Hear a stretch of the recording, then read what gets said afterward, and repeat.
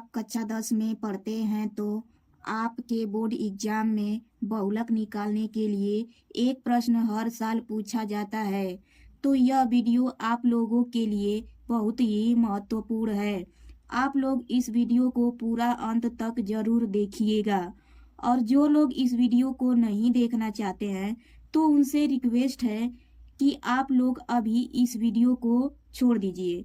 और जो लोग सच में बहुलक निकालना अच्छे से सीखना चाहते हैं केवल वही लोग इस वीडियो को देखेंगे। तो चलिए दोस्तों वीडियो को शुरू करते हैं। जैसा कि आप देख रहे हैं कि यहाँ पे एक सारणी दिया गया है। क्या दिया गया है? एक सारणी दिया गया है। और यहाँ पे बोला है कि परिवार की माप और सदस्यों की संख्या।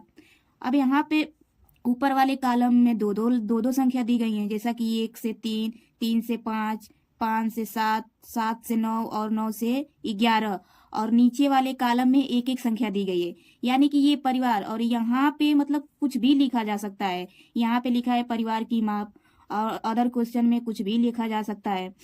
तो दोस्तों यहाँ पे बहुलक निकालने के लिए, अब बहुलक का मतलब होता है कि बहुत बार आया हुआ नंबर। क्या होता है बहुलक का मतलब?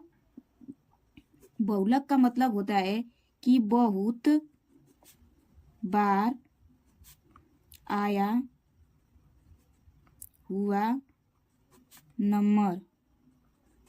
जैसा कि दोस्तों हम एक नंबर ले रहे हैं, 1 1 2 2 3 2 3 5। अब इसमें देखिए कि सबसे ज्यादा बार संख्या कौन आई है। यहाँ पे 1 है, यहाँ पे 1 है, तो ये कितने बार आया है? 2 बार आया है। और ये 2, 1 2 3, यानी जो 2 है 3 बार आया है। और इसमें सबसे ज्यादा बार क्या आया है? 2 ही आया है। तो यहाँ पे हम लिखेंगे कि बहुलक बराबर कितना हो जाएगा? 2। क्योंकि बहुत बार नंबर जो आया है इसमें कौन है? 2 है। तो बहुलक का मतलब होता है कि बहुत बार आया हुआ नंबर। तो दोस्तों ऐसे नंबर दे दिया तो आप तो बहुलक निकाल लेंगे, लेकिन अगर सारणी में दे दिया हो तो कैसे निकालेंगे? तो दोस्तों देखिए, इस नीचे वाली संख्या में हम सबसे बड़ी संख्या ढूंढेंगे। इसमें ढूंढेंगे कि सबसे बड़ी संख्या कौन है। तो इसमें सबसे बड़ी संख्या कौन है? 8 है। तो इसको हम मान लेंगे F1। क्या मानेंगे? F1। और दोस्तों अगर जब हम इसको F1 मान लिए तो इसके बाद में जो संख्या आएगी वो क्या हो जाएगी? F2 हो जाएगी। क्या हो जाएगी? F2। और इसके पीछे जो संख्या आएगी वो क्या हो जाएगा? F0। क्या हो जाएगा? F0। तो दोस्तों यहाँ से हम लिखेंगे और इसको लिख देंगे F3। यानी कि अब यहाँ से हम निकालेंगे तो यहाँ से हम लिख देंगे क्वेश्चन में कि F0 बराबर कितना आया है? 7। और F1 बराबर कितना है? 8। और F2 बराबर कितना है? 2। अब यहाँ से दोस्तों हमको निकालना है बहुलक वर्ग। क्या निकालना है? बहुलक वर्ग। अब यहाँ से हम निकालेंगे बहुलक वर्ग।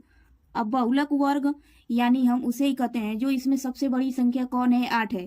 तो इसका बहुलक वर्ग ये है 3 से 5। तो इसको हम लिख लेंगे 3 से 5। अब दोस्तों इसमें हमको निकालना है यल निकालना है, और क्या निकालना है? यच निकालना है। तो दोस्तों ये जो यल है और यच है इसी से निकलेगा। तो यल का मतलब होता है कि सबसे छोटी, इन दोनों में सबसे छोटा कौन है? 3 है। तो यल हो जाएगा हमारा 3। और यच का मतलब होता है कि ये जो बहुलक वर्ग है इन दोनों का अंतर, तो इन दोनों का जब हम अंतर करेंगे तो कितना आएगा? 2 आएगा। तो दोस्तों अब यहाँ से इसको हम लगाएंगे बहुलक के सूत्र पे। तो बहुलक के सूत्र का फार्मूला होता है, यहाँ पे लिखेंगे बहुलक। बहुलक को हम दर्शाते हैं जेड से।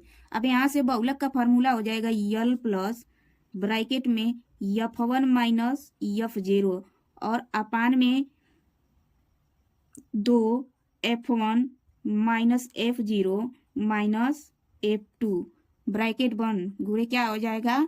यच हो जाएगा। अब यहाँ से दोस्तों हम इन सब का मान रखेंगे। तो यल का मान हमारा कितना मिला है? यल का मान हमारा 3 है। प्लस यहाँ से करेंगे F1 का मान हमारा कितना है? 8 है। तो यहाँ पे रखेंगे 8 माइनस F0 का मान हमारा कितना मिला है? 7 मिला है। तो यहाँ पे हम लिख देंगे 7 और बटे में कर देंगे 2 है। तो यहाँ पे लिखेंगे 2 गुणे F1 का मान हमारा कितना है? 8 है। तो यहाँ से F1 का मान हम रखेंगे 8 और माइनस F0 का मान हमारा कितना है? 7। तो यहाँ से रख देंगे F0 का मान 7 और माइनस F2 का मान हमारा कितना है? 2। तो यहाँ पे हम F2 का मान रख देंगे 2। अब यहाँ से कोष्टक बंद कर देंगे। गुणे यच का मान कितना मिला है हमारा, यच का मान 2 मिला है, तो यच की जगह पे हम क्या रख देंगे 2। अब यहाँ से हम इसको सॉल्व करेंगे। ये हो जाएगा जेड बराबर 3 प्लस 8 में से 7 को घटाएंगे तो कितना बचेगा, 1 बचेगा।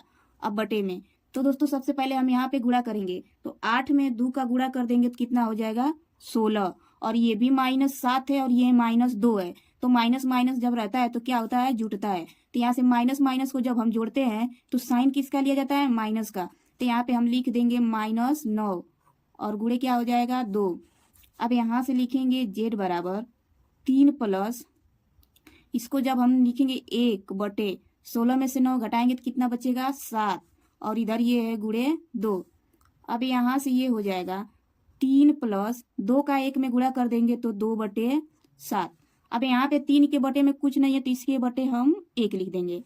तो दोस्तों यहाँ से ये हो जाएगा 7 का 1 में गुणा करेंगे तो कितना हो जाएगा 7, और इसका इसमें गुणा कर देंगे, इसका इसमें, तो 7 का 3 में गुणा करेंगे तो कितना हो जाएगा 7 तिरिके 21, प्लस 1 का 2 में गुणा करेंगे तो कितना हो जाएगा 2। अब यहाँ से ये हो जाएगा जेड बराबर 21 में 2 जोड़ेंगे तो कितना हो जाएगा 23 बटे 2। अब दोस्तों यही आंसर नहीं होगा, 7 का हम 23 में क्या करेंगे, भाग देंगे। तो आइए हम यहाँ पे भाग देते हैं 23 में 7 का। जब 23 में 7 का भाग देंगे तो कितने बार जाएगा, 7 तिरिके 21। अब यहाँ से 3 में से 1 घटा देंगे तो 2 बचेगा, और 2 में से 2 जाएगा तो कुछ नहीं। अब यहाँ एक दशमलव बढ़ाएंगे, दशमलव बढ़ा के क्या ले लेंगे 0। अब यहाँ से 2 बार जाएगा, 7 दूना के 14। अब यहाँ से इसको घटाएंगे तो 10 में से 4 गया 6, और ये खत्म। अब फिर इसी दशमलव से एक और 0 ले लेंगे तो ये हो जाएगा 60। अब 60 का भाग देंगे तो 7 बटे 56 हो जाएगा। अब यहाँ से फिर जब हम यहाँ से इसको घटा देंगे तो कितना बचेगा 4, फिर इसी दशमलव से एक 0 लेंगे, 7 पचे 35। तो दोस्तों यहाँ से दशमलव के बाद हम 3 अंक तक इसका मान लेके गए, तो जेड का मान हमारा हो जाएगा, यानी बहुलक हमारा कितना आएगा 3.285। कितना हमारा बहुलक आएगा 3.285। तो दोस्तों अगर आपको ये वीडियो अच्छी लगी हो तो अपने दोस्तों में शेयर कर दीजिएगा, और हाँ, हमारी मेहनत के लिए एक लाइक जरूर करिएगा। तो फिर मिलते हैं नेक्स्ट वीडियो में, तब तक के लिए धन्यवाद।